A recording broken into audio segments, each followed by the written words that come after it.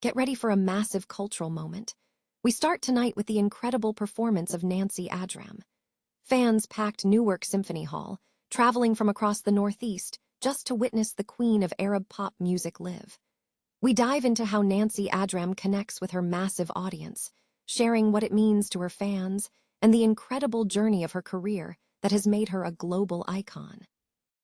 Here's a simple way to protect your phone without stress. This ALAN 3-pack comes with tempered glass screen protectors, camera lens protectors, and an installation frame for an easier, cleaner fit. It's clear, case-friendly, and built to help guard against scratches and everyday bumps.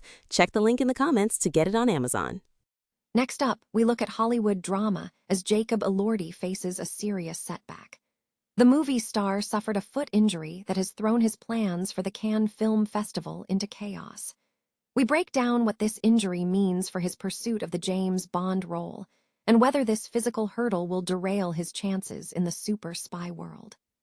Switching gears to the world of high-stakes trivia, we recap the latest pop culture Jeopardy! Episode. Defending champions one baddie after another battled tough competition in a game packed with challenging categories like AI slop and Meet the Met Gala. Find out how they navigated the board to secure a massive victory. And finally, brace yourselves for a chilling cinematic experience. The highly anticipated horror movie Backrooms is set to make a huge box office debut.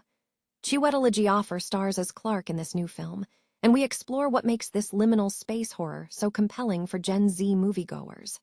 Don't miss the premiere on May 29th.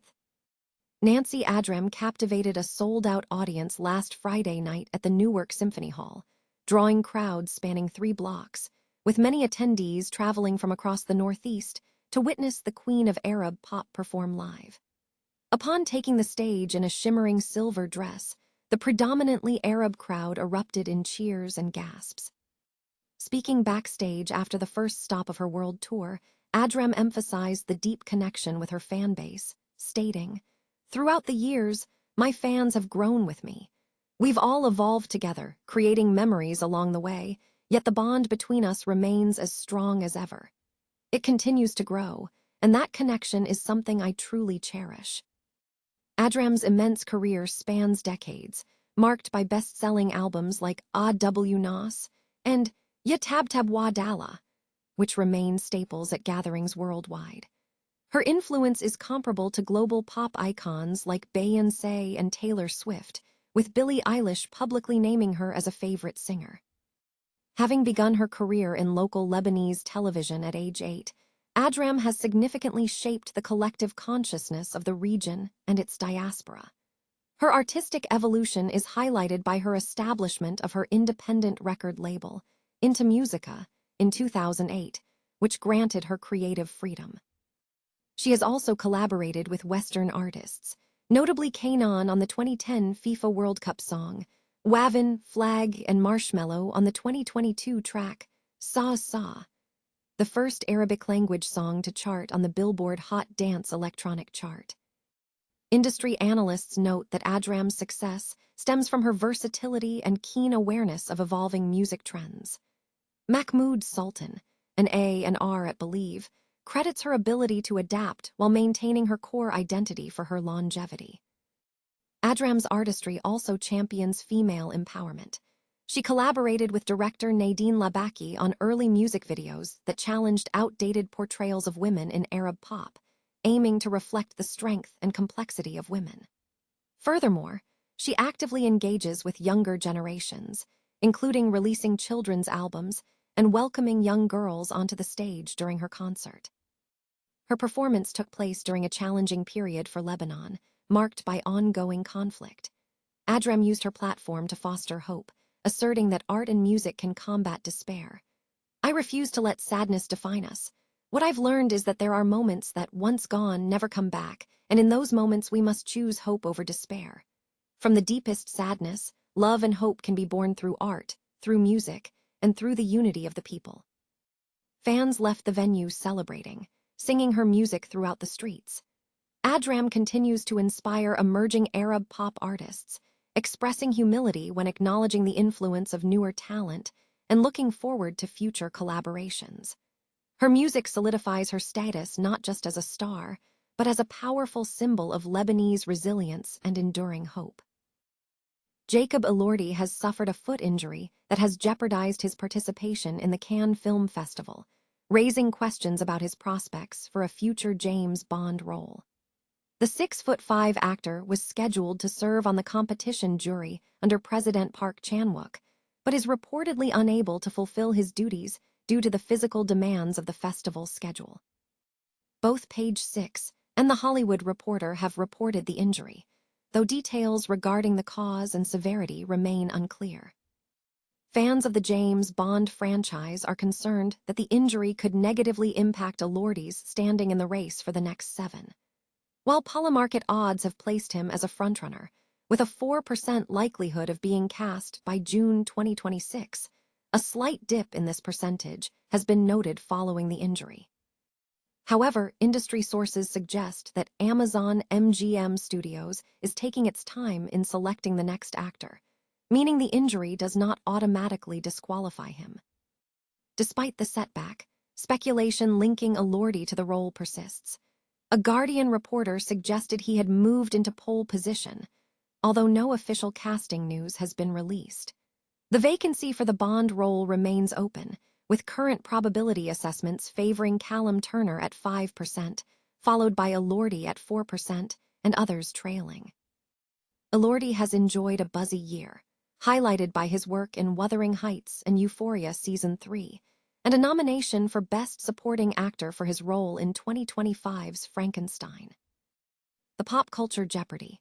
Recap for Tuesday, May 12, 2026, reveals a dominant performance by the defending champions, one baddie after another, in Season 2, Game 2.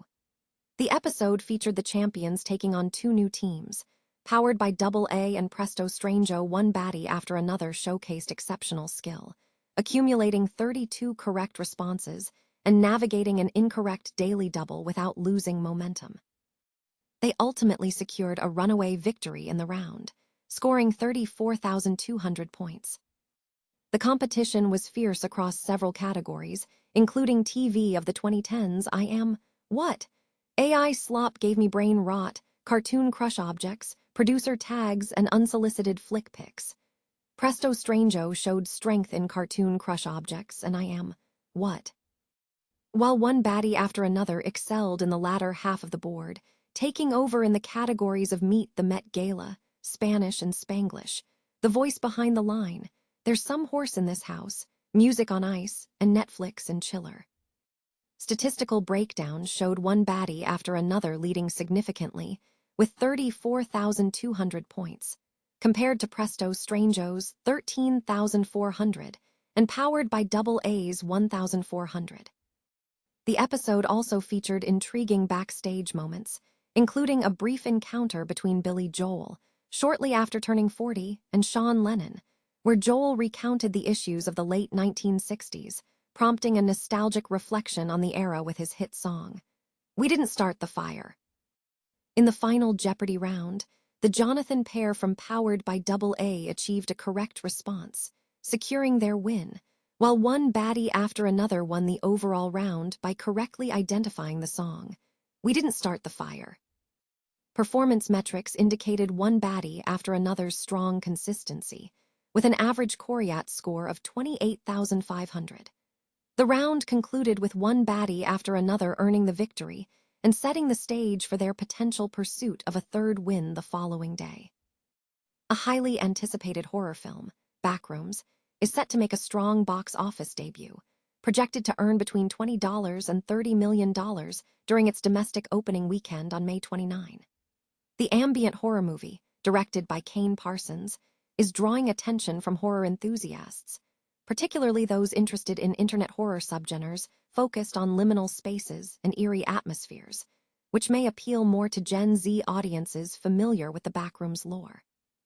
The film stars Chiwetel Ejiofor as Clark, a furniture store owner who unexpectedly enters an endless, otherworldly office dimension filled with unsettling secrets, pursued by his therapist, Dr. Mary Klein, played by Renate Riensvee.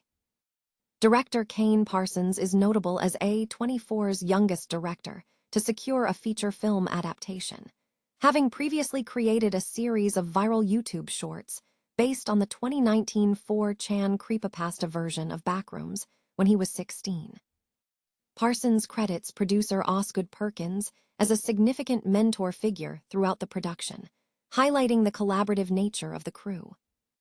While the production itself was described as quiet and peaceful, Parsons expressed confidence in the film's longevity, stating he expects to see more projects in the Backrooms universe in the near future.